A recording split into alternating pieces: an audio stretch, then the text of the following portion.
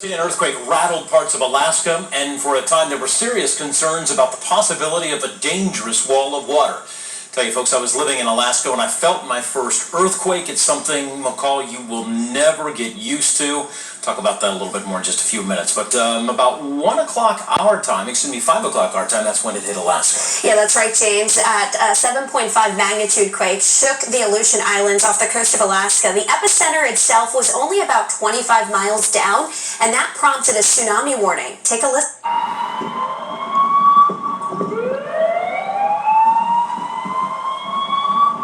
Attention. A tsunami warning has been issued for this area.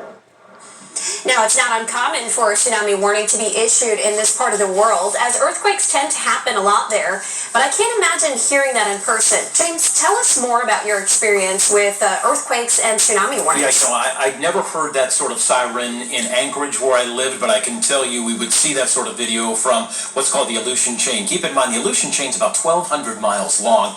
Where this tsunami warning started today, because of where this earthquake was located, it's about 550 miles south and west of downtown Anchorage.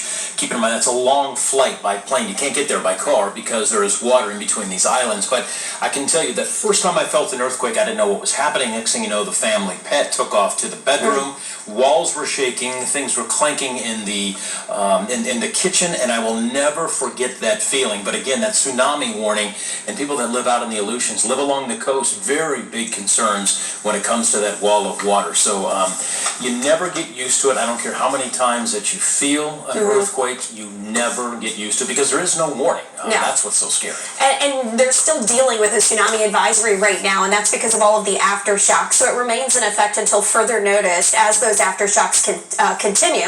Now, thankfully, at this point, there are no reported damage across the southwestern part of Alaska, so we'll keep an eye on that. Closer to home, I'm tracking some showers that continue to fall, and it is steady at times. Take a look in the northern Miami Valley up in Dark County with that heavy rain that's pushing in near Greenville. There's a live look at those very wet streets in that part of the Miami Valley. Futurecast shows as we go from night to day here past midnight, scattered showers around.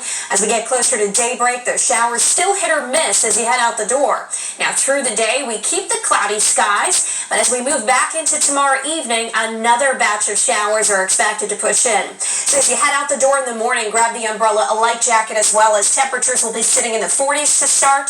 You'll need the long sleeve and the jeans as well throughout the day. 5-day forecast shows it is going to be a cool afternoon tomorrow in the low 60s. We'll start to warm up and we'll taper the rain off by midweek. Then showers and cooler temperatures return for the weekend. All right, Mccall, and as we are now 2 weeks away from the election,